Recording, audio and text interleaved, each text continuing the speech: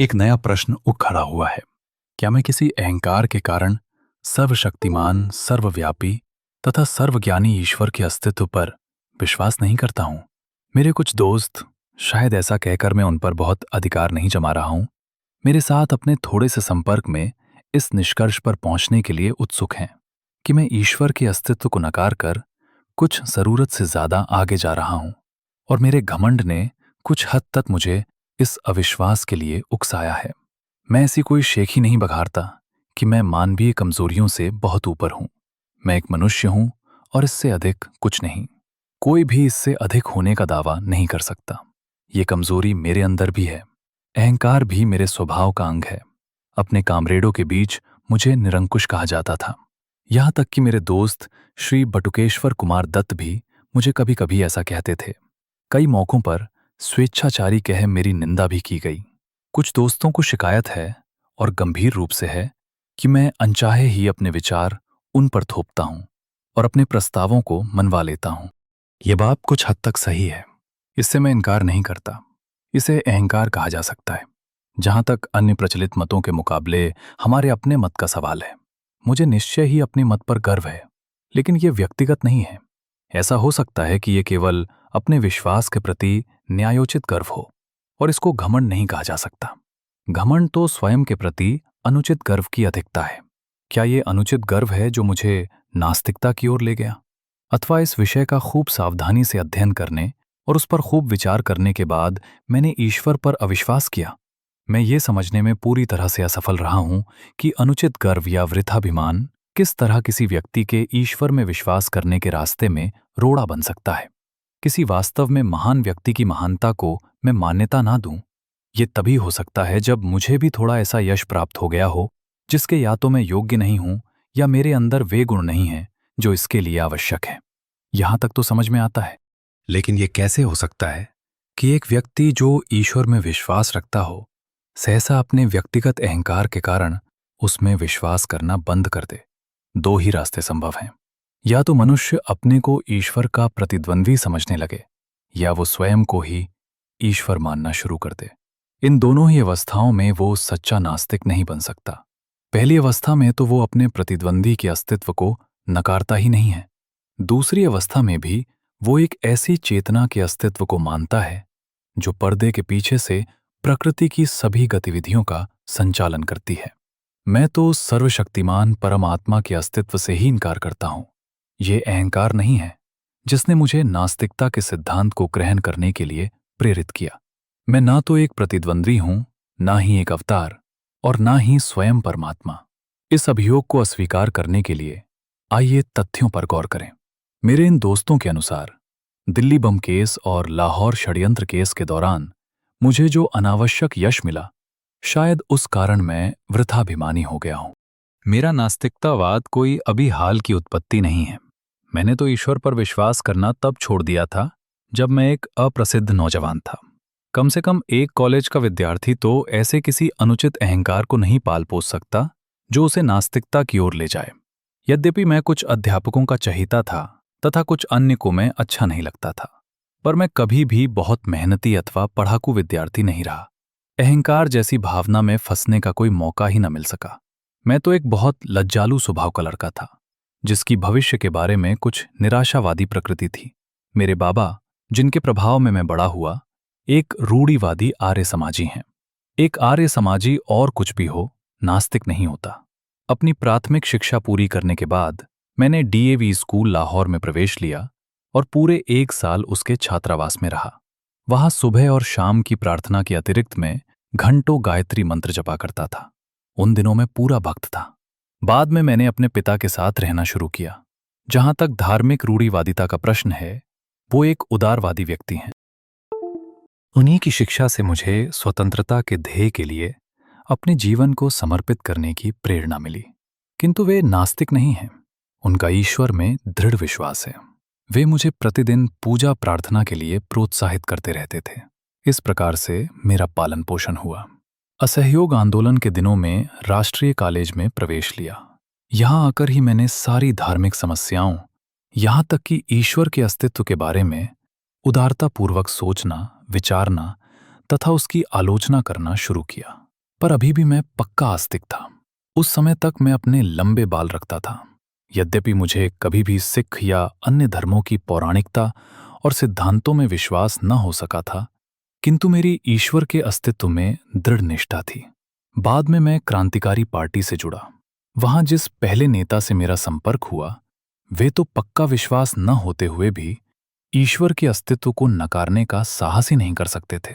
ईश्वर के बारे में मेरे हठपूर्वक पूछते रहने पर वे कहते, जब इच्छा हो तब पूजा कर लिया करो। ये नास्तिकता है जिसमें साहस का अभाव है।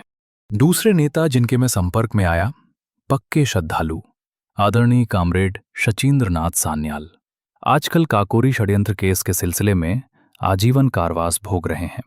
उनकी पुस्तक बंदी जीवन ईश्वर की महिमा का जोर शोर से गान है। उन्होंने उसमें ईश्वर के ऊपर प्रशंसा के पुष्प रहस्यात्मक वेदांत के कारण बरसाए हैं। 28 जनवरी 1925 को पूरे भारत में जो द रिवोल्यूशनरी पर्चा बांटा गया था, वो उन्हीं के बौद्धिक श्रम का परिणाम है। उसमें सर्वशक्तिमान और उसकी लीला एवं कार्यों की प्रशंसा की गई है। मेरा ईश्वर के प्रति अविश्वास का भाव क्रांतिकारी दल में भी प्रस्फुटित नहीं हुआ था। काकोरी के सभी 4 शहीदों ने अपने अंतिम दिन भजन प्रार्थना में गुजारे थे। राम प्रसाद बिस्मिल एक रूढ़िवादी आर्य समाजी थे। समाजवाद तथा साम्यवाद में अपने वृहद अध्ययन के बावजूद राजेन लाहड़ी उपनिषद एवं गीता के श्लोकों के उच्चारण की अपनी अभिलाषा को दबा न सके।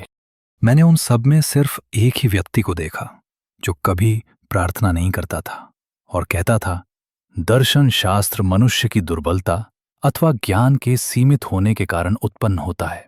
वो भी आजीवन निर्वासन की सजा भोग रहा है, परंतु उसने भी ईश्वर के अस्तित्व को नकारने की कभी हिम्मत नहीं की। इस समय तक मैं केवल एक रोमांटिक आदर्शवादी क्रांतिकारी था।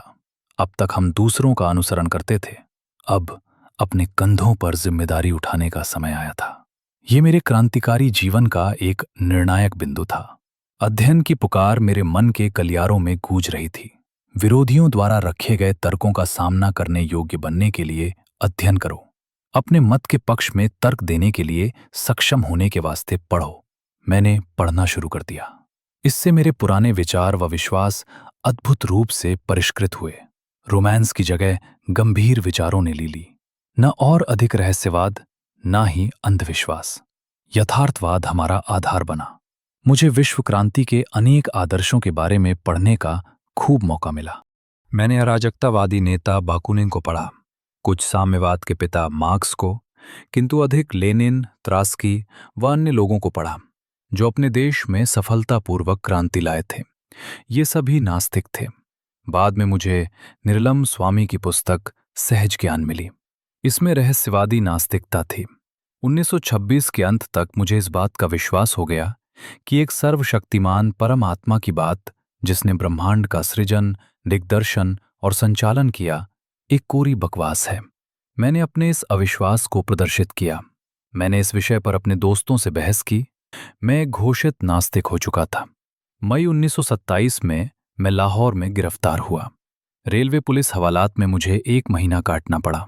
पुलिस अफसरों ने मुझे बताया कि मैं लखनऊ में था जब वहां काकोरी दल का मुकदमा चल रहा था, कि मैंने उन्हें छुड़ाने की किसी योजना पर बात की थी, कि उनकी सहमति पाने के बाद हमने कुछ बम प्राप्त किए थे, कि 1927 में दशहरा के अवसर पर उन बमों में से एक परीक्षण के लिए भीड़ पर फेंका गया, कि यदि मैं क्रांतिकारी दल की गतिविधियों पर प्रकाश डालने वाला एक वक्तव्य दे दूं तो मुझे गिरफ्तार नहीं किया जाएगा, और इसके विपरीत मुझे अदालत में मुखबिर की तरह पेश किए बेगैर रिहा कर दिया जाएगा और इनाम दिया जाएगा। मैं इस प्रस्ताव पर हंसा।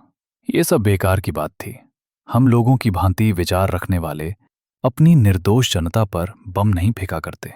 एक दिन सुबह से आईडी के वरिष्ठ अधीक्षक श्री न्यूमन ने कहा कि यदि मैंने वैसा वक्तव्य नहीं दिया तो मुझ पर काकोरी केस से संबंधित विद्रोह छेड़ने के षड्यंत्र तथा दशहरा उपद्रव में क्रूर हत्याओं के लिए मुकदमा चलाने पर बाध्य होंगे, और कि उनके पास मुझे सजा दिलाने व फांसी पर लटकवाने के लिए उचित प्रमाण है। उसी दिन से कुछ पुलिस अफसरों ने मुझे नियम से दोनों समय ईश्वर की स्तुति करने के लिए फुसलाना शुरू किया। पर अब मैं एक नास्तिक था। मैं स्वयं के लिए ये बात तय करना चाहता था कि क्या शांति और आनंद के दिनों में ही मैं नास्तिक होने का दंभ भरता हूं, या ऐसे कठिन समय में भी मैं उन सिद्धांतों पर अडिग रह सकता हूं। बहुत सोचने के बाद मैंने निश्चय किया कि किसी भी तरह ईश्वर पर विश्वास तथा प्रार्थना मैं नहीं कर सकता। नहीं, मैंने एक क्षण के लिए भी नहीं की। यही असली परीक्षण था और मैं सफल रहा। अब मैं एक पक्का अविश्वासी था और तब से लगातार हूं। इस परीक्षण पर खरा उतरना आसान काम ना था। विश्वास कष्टों को हल्का कर देता है, यहां तक कि उन्हें सुखकर बना सकता है। ईश्वर में मनुष्य को अत्यधिक सांत्वना देने वाला एक आधार मिल सकता है। उसके बिना मनुष्य को अपने ऊपर निर्भर करना पड़ता है। तूफान और झंझावात के बीच अपने पांवों पर खड़ा रहना कोई बच्चों का खेल नहीं है। परीक्षा की इन घड़ियों में अहंकार यदि है तो भाप बनकर उड़ जाता है और मनुष्य अपने विश्वास को ठुकराने का साहस नहीं कर पाता। यदि ऐसा करता है तो इससे ये निष्कर्ष निकलता है कि उसके पास सिर्फ अहंकार में ही वरन कोई अन्य शक्ति है। आज बिल्कुल वैसी ही स्थिति है। निर्णय का पूरा पूरा पता है। एक सप्ताह के अंदर ही ये घोषित हो जाएगा कि मैं अपना जीवन एक ध्येय पर न्योछावर करने जा रहा हूं। इस विचार के अतिरिक्त और क्या सांत्वना हो सकती है? ईश्वर में विश्वास रखने वाला हिंदू पुनर्जन्म पर राजा होने की आशा कर सकता है। एक मुसलमान या ईसाई स्वर्ग में व्याप्त समृद्धि के आनंद की तथा अपने कष्टों और बलिदान के लिए पुरस्कार की कल्पना कर सकता है। किंतु मैं क्या आशा करूं? मैं जानता हूं कि जिस क्षण रस्सी का फंदा मेरी गर्दन पर लगेगा और मेरे पैरों के नीचे से तख्ता हटेगा, वो पूर्ण विराम होगा। वो अंतिम क्षण होगा।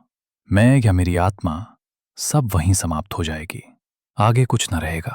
एक छोटी सी जूझती हुई जिंदगी जिसकी कोई ऐसी गौरवशाली परिणति नहीं है, अपने में स्वयं एक पुरस्कार होगी। यदि मुझमें इस दृष्टि से देखने का साहस हो, बिना किसी स्वार्थ के यहाँ या यहाँ के बाद, पुरस्कार की इच्छा के बिना, मैंने अनासक्त भाव से अपने जीवन को स्वतंत्रता के ध्येय पर समर्पित कर दिया है, क्योंकि मैं और कुछ कर ही नहीं सकता था। जिस दिन हमें इस मनोवृत्ति के बहुत से पुरुष और महिलाएं मिल जाएंगे जो अपने जीवन को मनुष्य की सेवा और पीड़ित मानवता के उद्धार के अतिरिक्त कहीं समर्पित कर ही नहीं सकते, उसी दिन मुक्ति के युग का शुभारंभ होगा। वे शोषकों, उत्पीड़कों और अत्याचारियों को चुनौती देने के लिए उत्प्रेरित होंगे, इसलिए नहीं कि उन्हें राजा बनना है या कोई अन्य पुरस्कार प्राप्त करना है, यहाँ या अगले जन्म में या मृत्युपरांत स्वर्ग में। उन्हें तो मानवता की गर्दन से दास्ता का जुआ उतार फेंकने और मुक्ति एवं शांति स्थापित करने के लिए इस मार्ग को अपनाना होगा। क्या वे उस रास्ते पर चलेंगे जो उनके अपने लिए खतरनाक किंतु उनकी महान आत्मा के लिए एकमात्र कल्पनीय रास्ता है? क्या इस महान ध्येय के प्रति उनके गर्व को अहंकार कहकर उसका गलत अर्थ लगाया जाएगा? कौन इस प्रकार के घृणित विशेषण बोलने का साहस करेगा? या तो वो मूर्ख है या धूर्त। हमें चाहिए कि उसे क्षमा कर दें, क्योंकि वो उस हृदय में उद्वेलित उच्च विचारों, भावनाओं, आवेगों तथा उनकी गहराई को महसूस नहीं कर सकता। उसका हृदय मांस के एक टुकड़े की तरह मृत है। उसकी आंखों पर अन्य स्वार्थों के प्रेतों की छाया पड़ने से वे कमजोर हो गई हैं। स्वयं पर भरोसा रखने के गुण को सदैव अहंकार की संज्ञा दी जा सकती है। ये दुखपूर्ण और कष्टप्रद है, पर चारा ही क्या है? आलोचना और स्वतंत्र विचार एक क्रांतिकारी के दोनों अनिवार्य गुण हैं, क्योंकि हमारे पूर्वजों ने किसी परम आत्मा के प्रति विश्वास बना लिया था। अतः कोई भी व्यक्ति जो उस विश्वास को सत्यता या उस परम आत्मा के अस्तित्व को ही चुनौती दे, उसको विधर्मी, विश्वासघाती कहा जाएगा।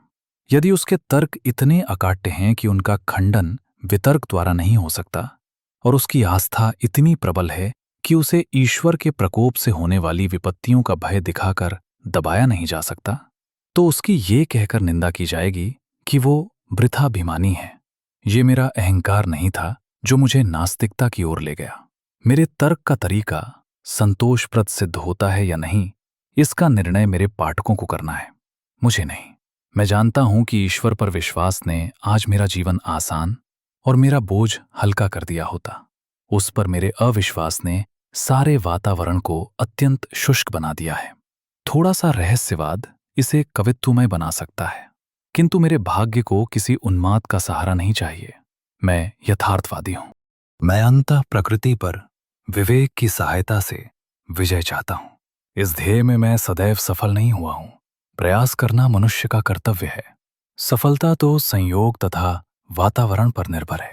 कोई भी मनुष्य जिसमें तनिक भी विवेक शक्ति है, वो अपने वातावरण को तार्किक रूप से समझना चाहेगा। जहां सीधा प्रमाण नहीं है, वहां दर्शन शास्त्र का महत्व है। जब हमारे पूर्वजों ने फुर्सत के समय विश्व के रहस्य को, इसके भूत, वर्तमान एवं भविष्य को, इसके क्यों और कहां से को समझने का प्रयास किया, तो सीधे परिणामों के कठिन अभाव में हर व्यक्ति ने इन प्रश्नों को अपने ढंग से हल किया। यही कारण है कि विभिन्न धार्मिक मतों में हमको इतना अंतर मिलता है, जो कभी-कभी वैमनस्य तथा झगड़े का रूप ले लेता है। न केवल पूर्व और पश्चिम के दर्शनों में मतभेद है, बल्कि प्रत्येक गोलार्ध के अपने विभिन्न मतों में आपस में अंतर है। पूर्व के धर्मों में, इस्लाम तथा हिंदू धर्म में जरा भी अनुरूपता नहीं है। भारत में ही बौद्ध तथा जैन धर्म उस ब्राह्मणवाद से बहुत अलग है, जिसमें स्वयं आर्य समाज व सनातन धर्म जैसे विरोधी मत पाए जाते हैं। पुराने समय का एक स्वतंत्र विचारक चार्वाक है। उसने ईश्वर को पुराने समय में ही चुनौती दी थी। हर व्यक्ति अपने को सही मानता है। दुर्भाग्य की बात है कि बजाय पुराने विचारकों के अनुभवों तथा विचारों को भविष्य में अज्ञानता के विरुद्ध लड़ाई का आधार बनाने के, हम आलसियों की तरह जो हम सिद्ध हो चुके हैं, उनके कथन में अविचल एवं संशयहीन विश्वास की चीख पुकार करते रहते हैं और इस प्रकार मानवता के विकास को जड़ बनाने के दोषी हैं। सिर्फ विश्वास और अंधविश्वास खतरनाक है। यह मस्तिष्क को मूढ़ और मनुष्य को प्रतिक्रियावादी बना देता है। जो मनुष्य अपने को यथार्थवादी होने का दावा करता है, उसे समस्त प्राचीन रूढ़िगत विश्वासों को चुनौती देनी होगी। प्रचलित मतों को तर्क की कसौटी पर कसना होगा। यदि वे तर्क का प्रहार न सह सकें, तो टुकड़े टुकड़े होकर गिर पड़ेगा। तब नए दर्शन की स्थापना के लिए उनको पूरा धराशायी करके जगह साफ करना और पुराने विश्वासों की कुछ बातों का प्रयोग करके पुनर्निर्माण करना। मैं प्राचीन विश्वासों के ठोसपन पर प्रश्न करने के संबंध में आश्वस्त हूं। मुझे पूरा विश्वास है कि एक चेतन परमात्मा का, जो प्रकृति की गति का दिग्दर्शन एवं संचालन करता है, कोई अस्तित्व नहीं है। हम प्रकृति में विश्वास करते हैं और समस्त प्रगतिशील आंदोलन का ध्येय मनुष्य द्वारा अपनी सेवा के लिए प्रकृति पर विजय प्राप्त करना मानते हैं। इसको दिशा देने के पीछे कोई चेतन शक्ति नहीं है। यही हमारा दर्शन है। हम आस्तिकों से कुछ प्रश्न करना चाहते हैं। यदि आपका विश्वास है कि एक सर्वशक्तिमान, सर्वव्यापक और सर्वज्ञानी ईश्वर है जिसने विश्व की रचना की, तो कृपा करके मुझे ये बताएं कि उसने ये रचना क्यों की। कष्टों और संतापों से पूर्ण दुनिया, असंख्य दुखों के शाश्वत अनंत गठबंधनों से ग्रसित, एक भी व्यक्ति तो पूरी तरह संतुष्ट नहीं है। कृपया ये न कहें कि यही उसका नियम है। यदि वो किसी नियम से बंधा है, तो वो सर्वशक्तिमान नहीं है। वो भी हमारी ही तरह नियमों का दास है। कृपा करके ये भी न कहें कि ये उसका मनोरंजन है। नीरो ने बस एक रोम जलाया था। उसने बहुत थोड़ी संख्या में लोगों की हत्या की थी। उसने तो बहुत थोड़ा दुख पैदा किया अपने पूर्ण मनोरंजन के लिए। और उसका इतिहास में क्या स्थान है? उसे इतिहासकार किस नाम से बुलाते हैं? सभी विषैले विशेषण उस पर बरसाए जाते हैं। पन्ने उसकी निंदा के वाक्यों से काले पुतते हैं, भत्रस न करते हैं। नीरो एक हृदयहीन, निर्दयी, दुष्ट, एक चंगेज खां ने अपने आनंद के लिए कुछ हजार जानें ले लीं और आज हम उसके नाम से घृणा करते हैं। तब किस प्रकार तुम अपने ईश्वर को न्यायोचित ठहराते हो? उस शाश्वत नीरो को जो हर दिन, हर घंटे और हर मिनट असंख्य दुख देता रहा और अभी भी दे रहा है। फिर तुम कैसे उसके दुष्कर्मों का पक्ष लेने की सोचते हो, जो चंगेज खां से प्रत्येक क्षण अधिक है? क्या ये सब बाद में इन निर्दोष कष्ट सहने वालों को पुरस्कार और गलती करने वालों को दंड देने के लिए हो रहा है? ठीक है, ठीक है। तुम कब तक उस व्यक्ति को उचित ठहराते रहोगे जो हमारे शरीर पर घाव करने का साहस इसलिए करता है कि बाद में मुलायम और आरामदायक मलहम लगाएगा? ग्लैडिएटर संस्था के व्यवस्थापक कहाँ तक उचित करते थे कि एक भूखे खूंखार शेर के सामने मनुष्य को फेंक दो कि यदि वो उससे जान बचा लेता है तो उसकी खूब देखभाल की जाएगी। इसलिए मैं पूछता हूं कि उस चेतन परमात्मा ने इस विश्व और उसमें मनुष्यों की रचना क्यों की? आनंद लूटने के लिए? तब उसमें और नीरो में क्या फर्क है? तुम मुसलमानों और ईसाइयों, तुम तो पूर्व जन्म में विश्वास नहीं करते। तुम तो हिंदुओं की तरह ये तर्क पेश नहीं कर सकते कि प्रत्यक्षतः निर्दोष व्यक्तियों के कष्ट उनके पूर्व जन्मों के कर्मों का फल है। मैं तुमसे पूछता हूं कि उस सर्वशक्तिशाली ने शब्द द्वारा विश्व के उत्पत्ति के लिए 6 दिन तक क्यों परिश्रम किया? और प्रत्येक दिन वो क्यों कहता है कि सब ठीक है? बुलाओ उसे आज, उसे पिछला इतिहास दिखाओ, उसे आज की परिस्थितियों का अध्ययन करने दो। हम देखेंगे कि क्या वो कहने का साहस करता है कि सब ठीक है। कारावास की काल कोठरियों से लेकर झोपड़ियों की बस्तियों तक, भूख से तड़पते लाखों इंसानों से लेकर उन शोषित मजदूरों से लेकर जो पूंजीवादी पिशाच द्वारा खून चूसने की क्रिया को धैर्यपूर्वक निरुत्साह से देख रहे हैं, तथा उस मानव शक्ति की बर्बादी देख रहे हैं जिसे देखकर कोई भी व्यक्ति जिसे तनिक भी सहज ज्ञान है भय से सिहर उठेगा। और अधिक उत्पादन को जरूरतमंद लोगों में बांटने के बजाय समुद्र में फेंक देना बेहतर समझने से लेकर राजाओं के उन महलों तक जिनकी नींव मानव की हड्डियों पर पड़ी है, उसको ये सब देखने दो और फिर कहे सब कुछ ठीक है। क्यों और कहां से? यही मेरा प्रश्न है। तुम चुप हो, ठीक है, तो मैं आगे चलता हूं। और तुम हिंदुओं, तुम कहते हो कि आज जो कष्ट भोग रहे हैं ये पूर्व जन्म के पापी हैं और आज के उत्पीड़क पिछले जन्मों में साधु पुरुष थे, अतः वे सत्ता का आनंद लूट रहे हैं। मुझे ये मानना पड़ता है कि आपके पूर्वज बहुत चालाक व्यक्ति थे। उन्होंने ऐसे सिद्धांत गढ़े जिनमें तर्क और अविश्वास के सभी प्रयासों को विफल करने की काफी ताकत है। न्यायशास्त्र के अनुसार दंड को अपराधी पर पड़ने वाले असर के आधार पर केवल 3 कारणों से उचित ठहराया जा सकता है। वे हैं प्रतिकार, भय तथा सुधार। आज सभी प्रगतिशील विचारकों द्वारा प्रतिकार के सिद्धांत की निंदा की जाती है। भयभीत करने के सिद्धांत का भी अंत वही है। सुधार करने का सिद्धांत ही केवल आवश्यक है और मानवता की प्रगति के लिए अनिवार्य है। इसका ध्येय अपराधी को योग्य और शांतिप्रिय नागरिक के रूप में समाज को लौटाना है। किंतु यदि हम मनुष्यों को अपराधी मान भी लें तो ईश्वर द्वारा उन्हें दिए गए दंड की क्या प्रकृति है? तुम कहते हो वो उन्हें गाय, बिल्ली, पेड़, जड़ी बूटी या जानवर बनाकर पैदा करता है। तुम ऐसे 84 लाख दंडों को गिनाते हो। मैं पूछता हूं कि मनुष्य पर इनका सुधारक के रूप में क्या असर है? तुम ऐसे कितने व्यक्तियों से मिले हो जो ये कहते हैं कि वे किसी पाप के कारण पूर्व जन्म में गधा के रूप में पैदा हुए थे? एक भी नहीं। अपने पुराणों से उदाहरण ना दो। मेरे पास तुम्हारी पौराणिक कथाओं के लिए कोई स्थान नहीं है। और फिर क्या तुम्हें पता है कि दुनिया में सबसे बड़ा पाप गरीब होना है? गरीबी एक अभिशाप है, ये एक दंड है। मैं पूछता हूं कि दंड प्रक्रिया की कहां तक प्रशंसा करें, जो अनिवार्यतः मनुष्य को और अधिक अपराध करने को बाध्य करे? क्या तुम्हारे ईश्वर ने ये नहीं सोचा था, या उसको भी ये सारी बातें मानवता द्वारा अकथनीय कष्टों के झेलने की कीमत पर अनुभव से सीखनी थी?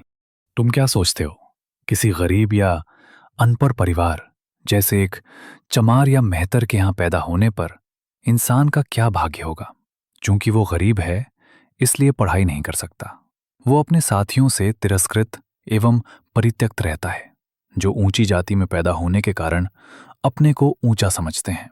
उसका अज्ञान, उसकी गरीबी तथा उससे किया गया व्यवहार उसके हृदय को समाज के प्रति निष्ठुर बना देते हैं। यदि वो कोई पाप करता है तो उसका फल कौन भोगेगा? ईश्वर, वो स्वयं, या समाज के मनीषी? और उन लोगों के दंड के बारे में क्या होगा जिन्हें दंभी ब्राह्मणों ने जानबूझकर अज्ञानी बनाए रखा, तथा जिनको तुम्हारी ज्ञान की पवित्र पुस्तकों वेदों के कुछ वाक्य सुन लेने के कारण कान में पिघले शीशे की धारा सहन करने की सजा भुगतनी पड़ती थी? यदि वे कोई अपराध करते हैं तो उसके लिए कौन जिम्मेदार होगा और उनका प्रहार कौन सहेगा?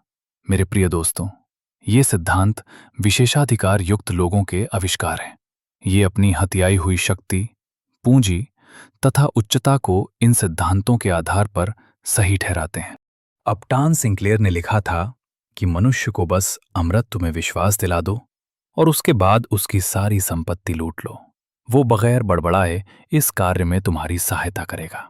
धर्म के उपदेशकों तथा सत्ता के स्वामियों के गठबंधन से ही जेल, फांसी, कोड़े और ये सिद्धांत उपजते हैं। मैं पूछता हूं, तुम्हारा सर्वशक्तिशाली ईश्वर हर व्यक्ति को क्यों नहीं उस समय रोकता है जब वो कोई पाप या अपराध कर रहा होता है? ये तो वो बहुत आसानी से कर सकता है।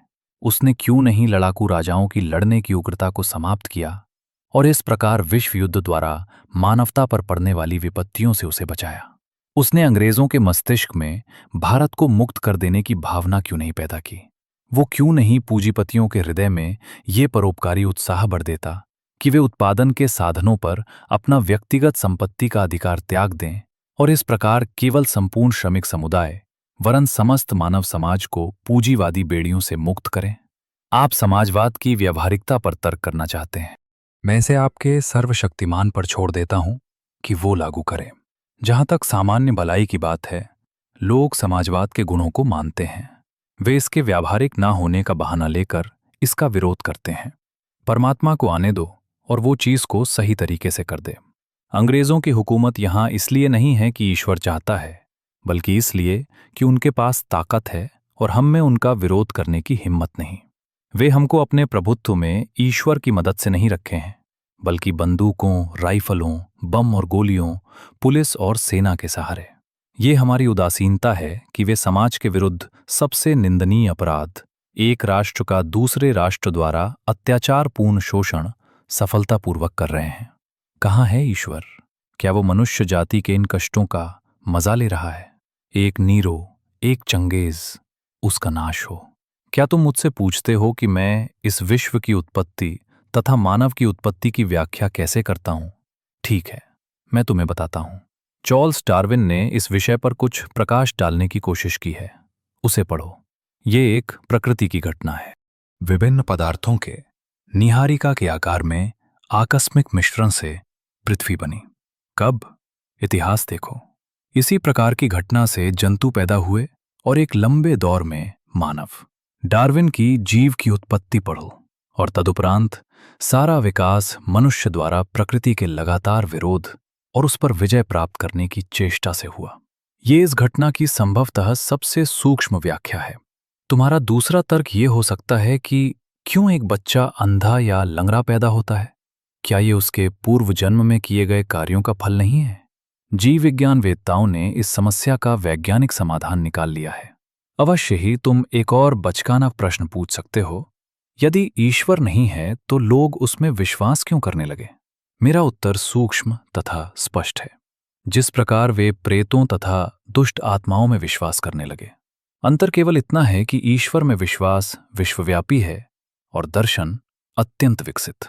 इसकी उत्पत्ति का श्रेय उन शोषकों की प्रतिभा को है जो परमात्मा के अस्तित्व का उपदेश देकर लोगों को अपने प्रभुत्व में रखना चाहते थे तथा उनसे अपनी विशिष्ट स्थिति का अधिकार एवं अनुमोदन चाहते थे। सभी धर्म, संप्रदाय, पंथ और ऐसी अन्य संस्थाएं अंत में निर्दयी और शोषक संस्थाओं, व्यक्तियों तथा वर्गों की समर्थक हो जाती हैं। राजा के विरुद्ध हर विद्रोह, हर धर्म में सदैव ही पाप रहा है।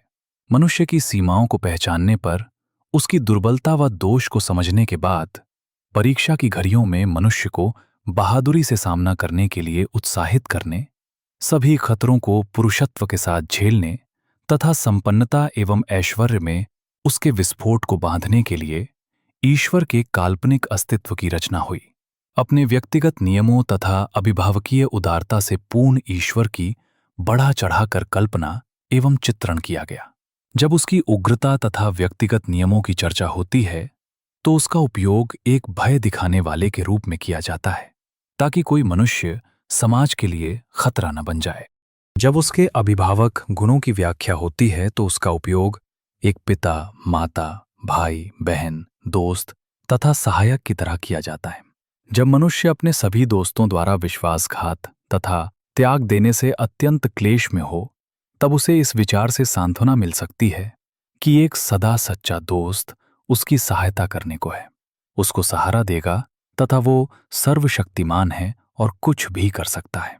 वास्तव में आदिम काल में ये समाज के लिए उपयोगी था। पीड़ा में पड़े मनुष्य के लिए ईश्वर की कल्पना उपयोगी होती है। समाज को इस विश्वास के विरुद्ध लड़ना होगा।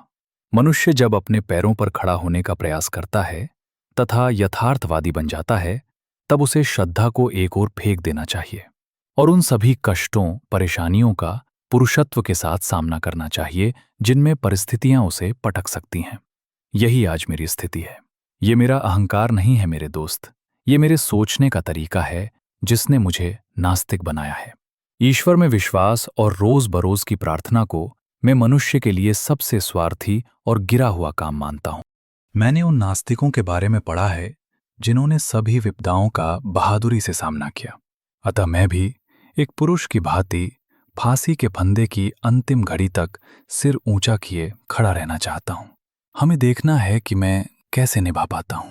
मेरे एक दोस्त ने मुझे प्रार्थना करने को कहा। जब मैंने उसे नास्तिक होने की बात बताई तो उसने कहा, अपने अंतिम दिनों में तुम विश्वास करने लगोगे। मैंने कहा, नहीं प्यारे दोस्त, ऐसा नहीं होगा। मैं इसे अपने लिए अपमानजनक तथा भ्रष्ट होने की बात समझाता हूं। स्वार्थी कारणों से मैं प्रार्थना नहीं करूंगा। पाठकों और दोस्तों, क्या ये अहंकार है? अगर है तो मैं स्वीकार करता हूं। ये लेख भगत सिंह ने जेल में रहते हुए लिखा था और ये 27 सितंबर 1931 को लाहौर के अखबार द पीपल में प्रकाशित हुआ। इस लेख में भगत सिंह ने ईश्वर की उपस्थिति पर अनेक तर्कपूर्ण सवाल खड़े किए हैं और इस संसार के निर्माण, मनुष्य के जन्म, मनुष्य के मन में ईश्वर की कल्पना के साथ साथ संसार में मनुष्य की दीनता, उसके शोषण, दुनिया में व्याप्त अराजकता और वर्गभेद की स्थितियों का भी विश्लेषण किया है। ये भगत सिंह के लेखन के सबसे चर्चित हिस्सों में रहा है।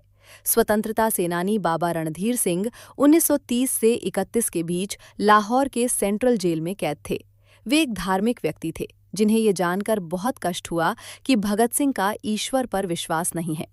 वे किसी तरह भगत सिंह की कालकोठरी में पहुंचने में सफल हुए और उन्हें ईश्वर के अस्तित्व पर यकीन दिलाने की कोशिश की। असफल होने पर बाबा ने नाराज होकर कहा, प्रसिद्धि से तुम्हारा दिमाग खराब हो गया है और तुम अहंकारी बन गए हो, जो कि एक काले पर्दे की तरह तुम्हारे और ईश्वर के बीच खड़ी है। इस टिप्पणी के जवाब में ही भगत सिंह ने ये लेख लिखा। और दोस्तों, यही खत्म नहीं होती ये कहानी, क्योंकि मैं नास्तिक क्यों हूँ कोई अंतिम उत्तर नहीं, बल्कि एक सवाल छोड़ जाने वाला विचार है। भगत सिंह हमें नास्तिक बनाना नहीं चाहते थे। वे बस इतना चाहते थे कि इंसान डर से नहीं, समझ से जिए। ईश्वर में विश्वास हो या ना हो, लेकिन अगर तर्क मर जाए तो इंसान जिंदा होते हुए भी गुलाम रह जाता है। रेडियो पाठशाला में हम यही मानते हैं, सवाल करना अपराध नहीं और सोचने वाला दिमाग कभी देशद्रोही नहीं होता। सोचते रहिए, सवाल करते रहिए और डर से नहीं, विचार से आजाद रहिए। फिर मिलेंगे एक और विचार, एक और यात्रा के साथ। सुनते रहिए रेडियो पाठशाला।